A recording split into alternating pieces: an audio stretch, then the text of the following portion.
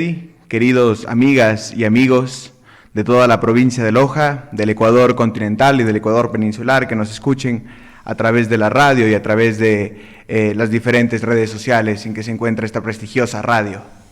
Precisamente he considerado y consideramos nosotros los jóvenes que es momento de tomar estos espacios con seriedad para venir a proponer, para venir a dar una crítica constructiva al sistema que tenemos en la actualidad.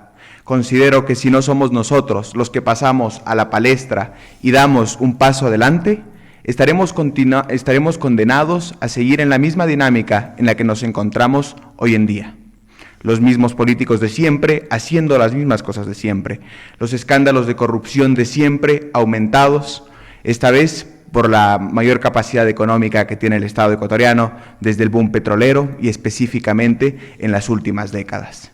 Es por eso que consideramos que es importante hacer activismo político, cambiar las cosas desde adentro, no desde el sofá de nuestra casa, ni desde una crítica en Facebook, escribiendo simplemente artículos, como lo he venido haciendo, como lo hemos venido haciendo con amigos, con compañeros y con conocidos, que estamos fervientemente enamorados de nuestro país, de nuestra provincia, y que creemos que efectivamente mejores días son posibles con esfuerzo y trabajo duro, obviamente. Muy bien, abogados, todo está bien la presentación. Y podemos demandar de usted un comentario, un análisis de el último proceso electoral, considerando que aún no superamos esta coyuntura política. Con mucho gusto, mi querido Freddy. Es preciso señalar, yo regresé de hacer mi posgrado en España en septiembre pasado y me encontré los cuadros para las diferentes dignidades a nivel seccional, tanto provinciales como cantonales y en las distintas urbes más importantes del país y en las distintas ciudades del país. Podemos ver la presencia de partidos políticos, no partidos políticos como tales, estructuras electorales o maquinarias electorales, como yo he preferido llamarles, porque no son partidos, son estructuras al servicio de una persona, de un determinado ciudadano, que es el que da las órdenes. No hay en Ecuador una democracia saludable, por así decirlo, es una democracia basada en el líder de turno que tiene cada partido. Llámese en un partido Guillermo Lasso, en otro Rafael Correa, en otro Jaime Nebot.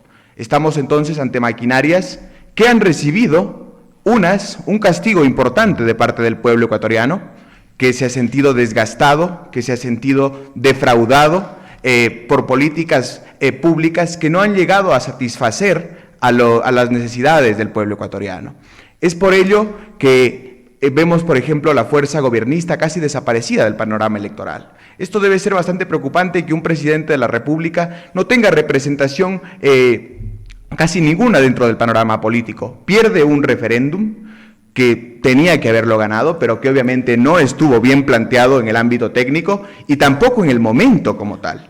Vemos a un Correato que para mí no es del todo, no sale del todo favorecido. Si bien es cierto, gana alcaldías que nunca se había ganado, gana en Guayaquil un batacazo importante que el Partido Social Cristiano seguramente hasta ahora no avanza a digerir por completo, pero que no aumenta en gran cantidad su votación, aumenta gracias a la división que existe por parte de las fuerzas políticas. No obstante, el avance, aunque no significativo en su totalidad de la Revolución Ciudadana, se debe evidentemente a una fragmentación del voto en distintas provincias.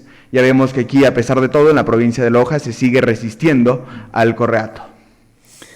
Claro, pero exactamente, en Loja hay una resistencia y hay una tendencia a la desaparición, incluso, aunque la política nunca se sabe, pero al menos esa es hasta ahora la tendencia y la recurrencia, además, que se ha dado. Y bueno, pero las prácticas con las que se ha ganado, denunciaba su antecesor ahí en la cabina, dice que siguen siendo hasta ahora deleznables, ¿no? Condenables, censurables desde todo punto de vista. No gana el discurso, la propuesta, la organización política como tal, ganan las dádivas, dijo. Precisamente, estamos, como le mencionaba mi querido Freddy, ante una democracia enferma. Una democracia que está tan enferma, tan dañada por dentro, que lamentablemente los ciudadanos han visto como la única forma de sacarle, por así decirle, al político es aceptando estas dádivas o pidiendo estas cuestiones. Yo pienso que en este ámbito debe haber una reforma profunda al Código de la Democracia e inclusive derivarse sanciones penales para las personas que incumplan con los planteamientos y con las reglas del juego electoral. Es cierto que no se puede y es bastante complicado competir contra maquinarias electorales que tienen recursos muy importantes, con inclusive candidatos que son favorecidos por determinada institución pública para poder llegar su mensaje más amplio. Pero ahí es donde debe estar nuestra lucha y nuestro avance en el ámbito de hacer comprender a la gente que el hecho de aceptar dádivas, que el hecho de aceptar estas limosnas, como yo les llamo, nos condena a vivir en el retraso, nos condena a vivir en el letargo. Si un candidato se atreve a regalar algo, ese candidato, mientras más comprometa, mientras más dinero gaste, su administración se verá, valga la redundancia, más comprometida, más necesitada de recibir favores o de necesitar cumplir con determinadas cuotas políticas. Es por eso que si seguimos como sociedad, como pueblo, aceptando estas dádivas, nos estamos condenando al retroceso de siempre. ¿Qué estamos expresando con eso? Estamos aceptando que luego nos van a robar, para poder luego inclusive poder superar las finanzas de entregar estas dádivas, de entregar este arroz, de entregar esta uria a los distintos pueblos, a las distintas personas. Permítame superar esta llamada. 725-400, buenos días, le escuchamos, adelante.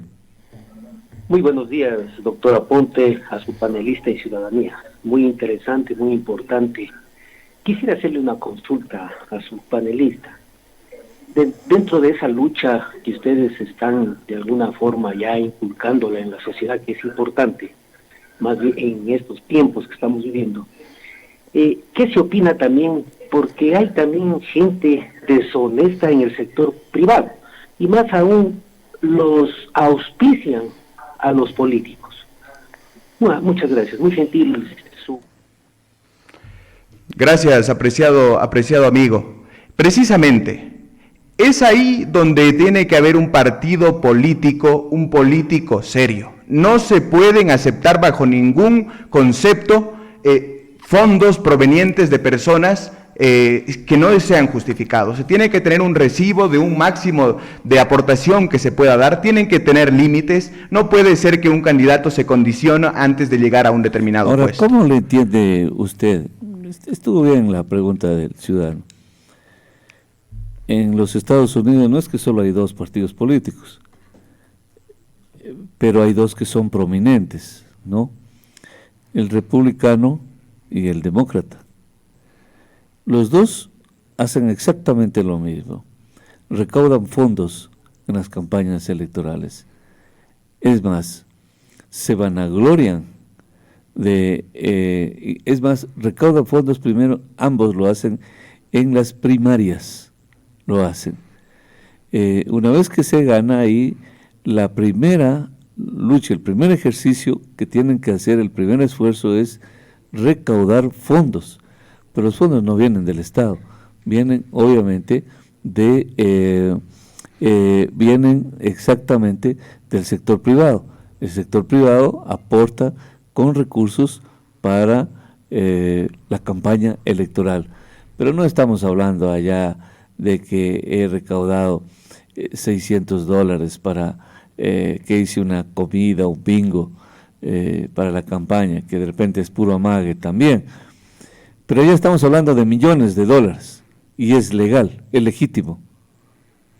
Así es precisamente una de las ventajas del bipartidismo, la fortaleza que tienen determinados partidos políticos, ahí sí, como en Estados Unidos, como en España y como en las mayor partes de potencias europeas, partidos con trayectoria y políticamente consolidados, que inclusive ya tienen fondos antes de las propias elecciones.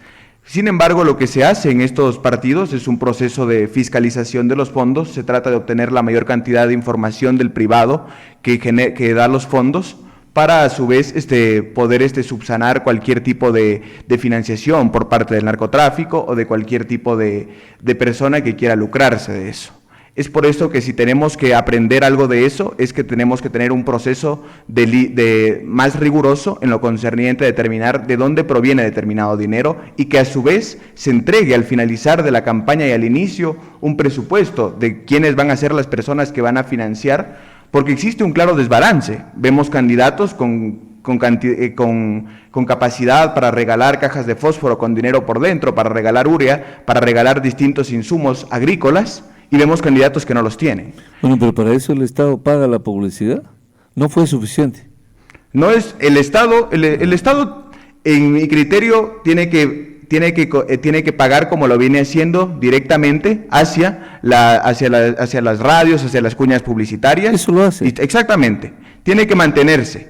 Pero lo que se señala es que en el Código de la Democracia tiene que existir una penalización en caso de que exista un desbalance en cuanto al dinero.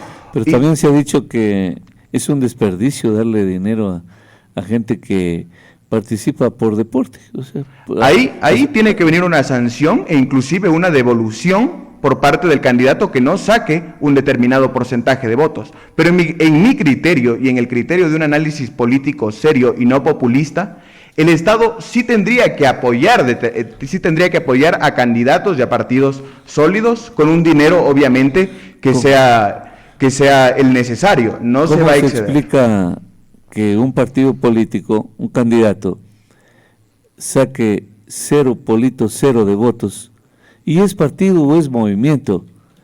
Se supone que tiene adherentes, se supone que tiene militancia. ¿Por qué esa militancia no vota? ¿No cree usted que ahí está la evidencia de lo que es un fraude flagrante? Un fraude flagrante, de que le mienten al pueblo, de que son partidos, de que son organizaciones, cuando la votación no refleja lo que ellos presentaron en sus inscripciones.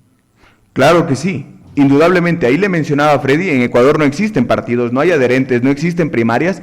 Lo que existen son determinadas estructuras electorales que salen cada cierto tiempo a recibir un dinero por parte del Estado. Ahora inclusive recibieron dinero algunos para promulgar tanto sí como el no. Entonces, en estos casos lo que se tiene que hacer es que el candidato que no saque un determinado porcentaje tenga que devolver ese dinero. Por ejemplo, el caso preocupante en la ciudad de Quito con el candidato Omar Ceballos.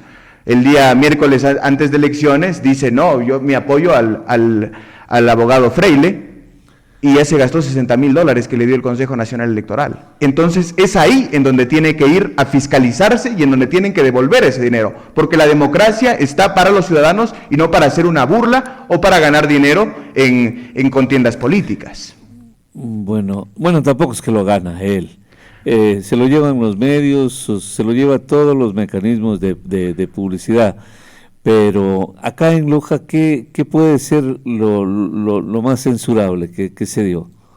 Lo más censurable, hay evidencia fáctica del regalo de insumos agrícolas, del regalo de productos alimenticios. Todo este tipo de cosas tiene que irse acabando. ¿Que lo hicieron muchos candidatos o algunos candidatos?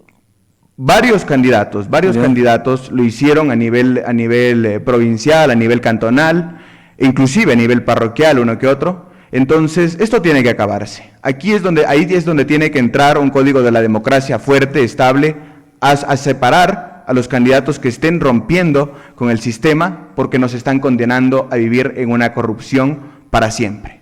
Si seguimos manteniendo el sistema como está hasta ahora, de aceptar dádivas o de conciertos millonarios, porque hay conciertos de determinados candidatos con orquestas que no cobran poco precisamente, y esto no solo a nivel provincial, sino a nivel nacional. Han venido artistas que no vienen ni para la Feria de Loja, pero han venido para cierres de campañas de determinados candidatos. Eso tiene que acabarse completamente, y si no existe una justificación clara de eso, tiene que ser separado de la contienda, porque claro, los afectados somos los ciudadanos y somos las personas nuevas que queremos incursionar en política para cambiarla. Claro, no se puede competir en esas condiciones. O sea, ¿no cree usted que eso ya es una señal? Pero al pueblo le encanta eso, le gusta eso, y luego olvida. Por ejemplo, en campaña, para abrir la campaña, baile con orquesta. Para el cierre de campaña, baile con orquesta. El asunto es que no es el baile, el asunto es que es dinero que cuesta eso, mucho dinero, y el pueblo va al baile, pero no se preocupa de pensar de dónde van a obtener esos recursos. Y justamente va al baile porque nunca piensa en esto. Si pensara en esto, probablemente no habría baile. ¿Usted no cree que es un juego ahí un poco, es un ejercicio mental que hay que hacerlo? Si la persona que piensa en eso dice, yo primero tengo que saber de dónde sacan tantos recursos para que me den un baile. No puedo ser cómplice de eso, yo no voy al baile. Pero obviamente, como no pienso en nada, no reflexiono en nada, no medito en nada, entonces voy al baile.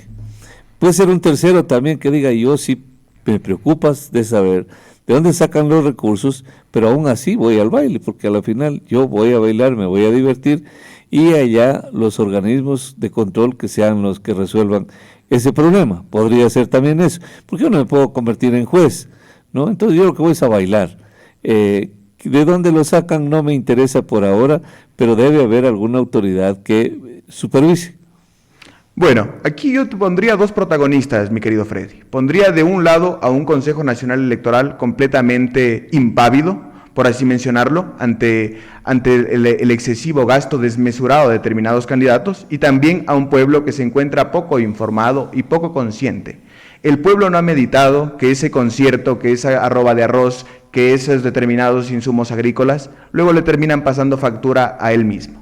Entonces es ahí a donde está la tarea de nosotros, las personas que queremos hacer activismo y que queremos entrar en política.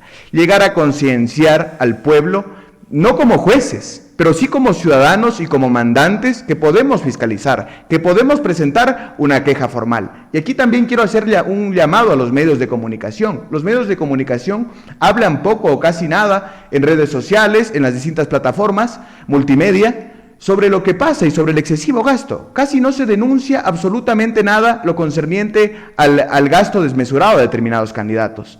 Es por ello que ahí viene un trabajo conjunto, de que la ciudadanía fiscalice, de que la ciudadanía no sea juez, pero que no sea impávida y no se retraiga a denunciar estos actos que luego le terminan costando al pueblo en su mayoría. Es por eso que aquí necesitamos a un Consejo Nacional Electoral mucho más atento, mucho más cauto en proteger a la democracia, porque el hecho de mesurar o disminuir determinada fuerza de determinados candidatos también es contribuir a una mejora de la democracia. Entonces, yo sí llamo aquí a los medios a que denuncien, a los ciudadanos a que fiscalicen y ante el CNE a que cumpla con la responsabilidad que está contemplado tanto en la Constitución de la República como en el Código de la Democracia. ¿Y por qué no denuncian los otros partidos que se sienten afectados? Deberían ser ellos como parte interesada. Me parece los primeros en denunciar. Deberían ser los primeros. Ahí viene también un poco, mi querido Freddy, esta sociedad del compadrazgo, un poco esta sociedad de la cuota política, esta sociedad de, uy, mira, yo no quiero pelearme tanto contigo porque luego podemos hacer alianzas. Vemos a candidatos que desfilan un día de rojo, otro día de azul, otro día de amarillo, otro día de verde. No hay ningún tipo de seriedad ni ningún tipo de conciencia política. Lo único que buscan es llegar al poder, no tienen ningún tipo de ideología o principio mínimo para llegar a ejercer los cambios que necesitan. Lo mismo les da verde que rojo que amarillo, lo único que les interesa es llegar. ¿Para hacer qué? No se sabe. Dice este mensaje, saludos Freddy, lo que pasa que en los cantones pequeños su gente es triunfalista, están con el que va a ganar, sin importarle su ideología de la que vienen. Bueno, nadie tiene ideología, me da la impresión. ¿Usted ha visto políticos con ideología? ¿Ha visto políticos con alguna ideología todavía? No hay una ideología marcada en Ecuador. No hay una ideología marcada, no hay un discurso como tal. Unos se autodenominan, unos de centro derecha, otros se autodenominan revolucionarios, otros se autodenominan socialistas, pero que ya en el ámbito de la praxis como tal no es que ejerzan ninguna clase de ideología. Y yo creo que el debate de ideología, de mira, tú eres de izquierda o de derecha, es lo suficientemente estéril cuando estamos en una sociedad en la que hay ciudadanos que no tienen ni las necesidades más básicas para alimentarse, que no tienen agua potable, que siguen teniendo los problemas que tenían hace más de 30 años. Entonces, en el marco de ese sentido, tenemos que hablar. Pero lo que sí se tiene que tener es un sentido de pertenencia, y no un ciudadano que participa un día en un partido A las otras elecciones ya está con un partido B y al otro con un partido C. Aquí tiene que haber un control serio y tiene que haber un sistema de afiliados, de adherentes mucho más rígido para tomar conciencia de esto. Bueno, pues es que si hay presión legal ya no hay conciencia. La conciencia es un valor inmanente al ser humano. Debe ser libre, debe nacer de su propio razonamiento, de su propia reflexión. En el momento que hay una coerción, ya le inhiben de ejercer esa conciencia, que yo estoy totalmente de acuerdo con usted en que debe haber la conciencia, pero tiene que ser esa conciencia que nazca de la formación. Usted, candidato este rato a la asamblea, va con ese discurso, capaz que no tiene mucho apoyo. Ese es el problema. Entonces, la pregunta es esta, para ir terminando esta interesante conversación. O sea, participan los jóvenes, quieren entrar a la política y dicen, nosotros queremos hacer algo diferente. Pero a la hora de la verdad, tampoco es que se ven muchas novedades. O sea, el discurso es criticar al pasado, que el pasado es de oprobio, pero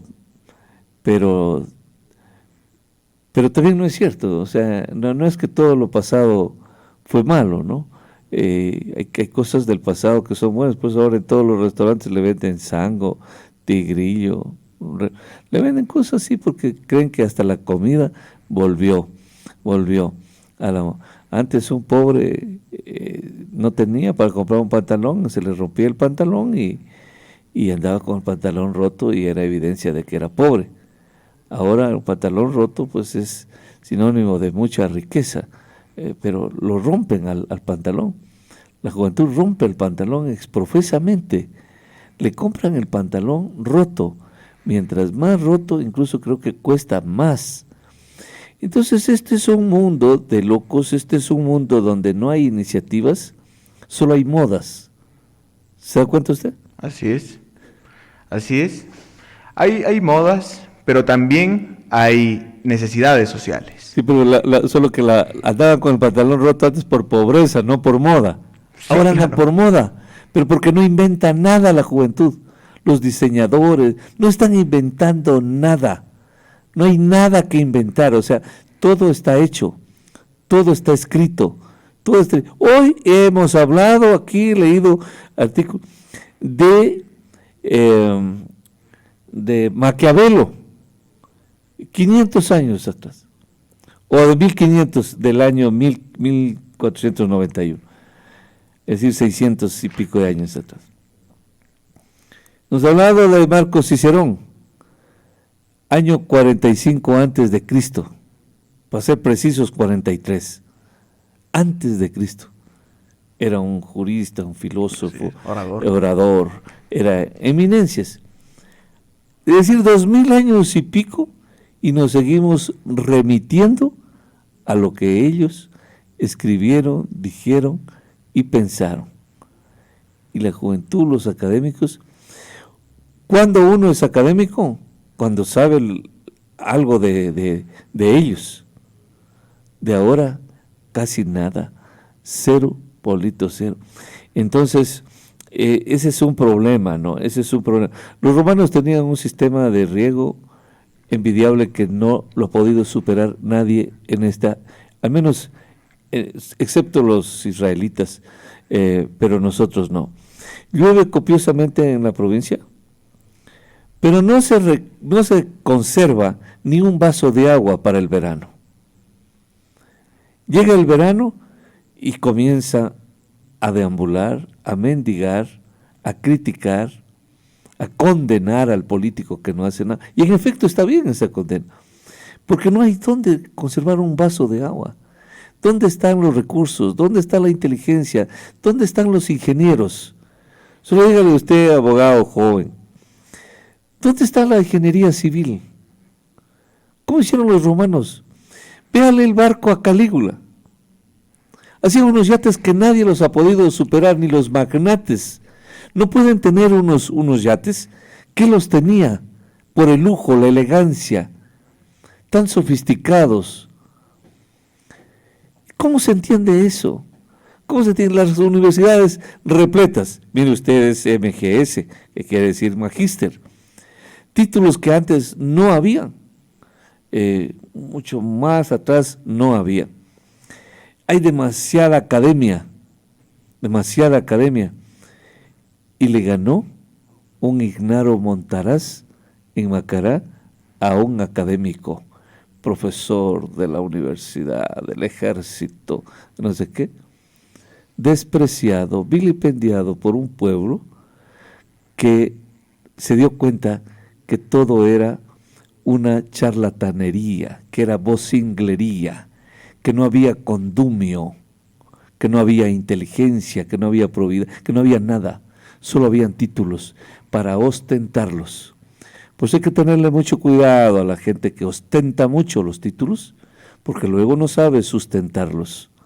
Entonces, ese es un problema de la humanidad, y yo muy feliz viendo a los jóvenes que participan, que activan, muy lindo, pero tenemos que poner nuestro propio marchano, ¿no? Que quiere decir una propia marca, que cambie, que evidencie que por aquí vamos, que esto es nuestro, que así es como hacemos TikTok ahora. Por ejemplo, eso nadie lo niega a la juventud. El TikTok, Facebook, todas esas cosas son de ahora. Ningún antiguo le va a envidiar. No, está bien, ustedes tienen esas cosas, tienen la tecnología, manejan bien, navegan bien, se meten bien ahí, pero no saben a dónde van. Ni siquiera saben de dónde vienen. Peor a dónde van. Entonces la cosa se complica, por eso es que el joven tienen retos. Los retos son promesas que hay que cumplirlas. Así es, mi querido Freddy. Es por eso y preciso mencionar a la querida ciudadanía y a todos los amigos que nos escuchan que nuestro ideal y nuestro proyecto para Loja es un proyecto con un sustento académico, pero con una conciencia social y con un conocimiento territorial.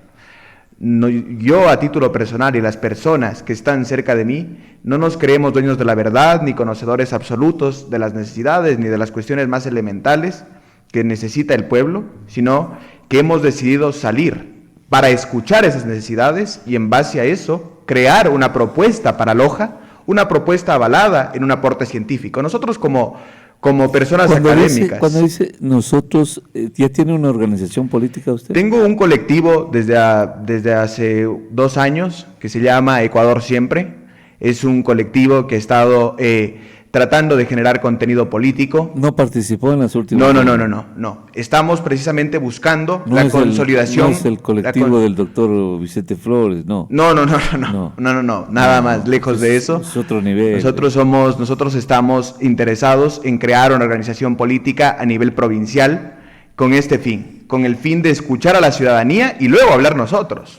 Nosotros no podemos hablar desde una estructura de privilegio que podemos tener para querer solucionar los problemas de personas que aún no conocemos. Es por eso que estamos dispuestos a escuchar, que estamos dispuestos a hablar y que estamos listos para entrelazarnos en ese camino como una organización sólida de base, de afiliados y de adherentes que busque un cambio real, no en la titulitis, sí en una meritocracia activa y participativa. Loja sí puede.